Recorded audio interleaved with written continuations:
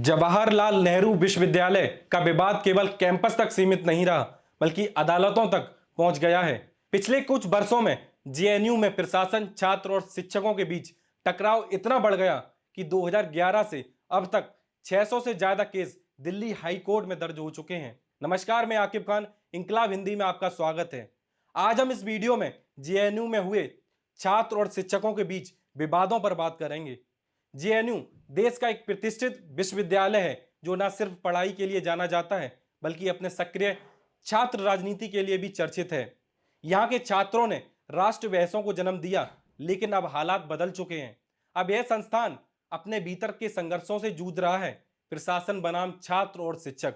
The Indian express की एक report के अनुसार खुलासा हुआ है कि 2011 से लेकर अब तक जेएनयू से जुड़े 600 से अधिक मामले दिल्ली हाई कोर्ट में दर्ज किए गए हैं। सभी मामले शिक्षक, छात्रों और सफाई कर्मचारी के बीच चल रहे हैं। इन सब के बीच अब अदालत ही फैसला मंच बन चुकी है। रिपोर्ट के मुताबिक पिछले 3 कुलपतियों के कार्यकाल में लगातार विवाद बढ़ते गए। बीसी सुधीर कुमार सुपोरी, उनके समय में 37 केस दिल्ली हाईकोर्ट पहुंचे। इनमें ज्यादातर मामले डिग्री, हॉस्टल आवंटन या उत्पीड़न शिकायतों से जुड़े थे। बीसीएम जगदीश कुमार, उनके कार्यकाल में यह संख्या 3 गुना बढ़ गई। कुल 92 छात्र और 26 शिक्षक अदालत पहुंचे।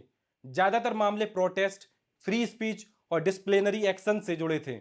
वर्तमान बीसी संतीसुरी धूलपड़ी पंडित केवल 2024-25 में ही जेएनयू ने 28.4 लाख रुपए कानूनी कार्रवाई में खर्च कर दिए, जो पिछले 14 सालों में सबसे ज्यादा है।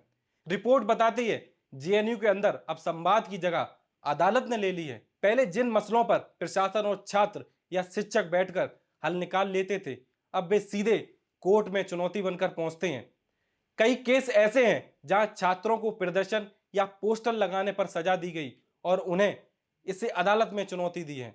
दिल्ली हाई कोर्ट में जब इतने सारे केस पहुंचे तो जजों ने भी टिप्पणी की। क्या विश्वविद्यालय को हर मुकदमे का हल अदालत में ही खोजना पड़ेगा? क्या बातचीत और मध्यस्थता का रास्ता खत्म हो गया है? कभी जेएनयू को बौद्धिक बहसों का केंद्र माना जाता था। यहां से देश को कई विचारक, पत्रकार, प्रोफेसर और नेता मिले, लेकिन यह संस्थान विवादों और कोर्ट केसों के लिए सुर्खियों में है। पहले जहां छात्र मुद्दों पर बहस करते थे, अब वे उन्हीं मुद्दों पर कानूनी लड़ाइयां लड़ रहे हैं। इसका मतलब कि शिक्षण, शोध और छात्रों पर लगने वाला बजट अब एक बड़ा हिस्सा कानूनी फीस में जा रहा है। अब सवाल उठता है, क्या विश्वविद्यालय को अदालतों की बजाय संवाद और सहमति को मजबूत करना चाहिए? जेएनयू जहां कभी बहस से ज्ञान जन्म लेता था, अब मुकदमों से फैसले लिखे जा रहे हैं। लेकिन आप जेएनयू के बारे में क्या कहना चाहते हैं, हमें कमेंट में जरूर बताइएगा। अगर आप चैनल पर नए हैं तो चैनल को जरूर सब्सक्राइब कीजिएगा।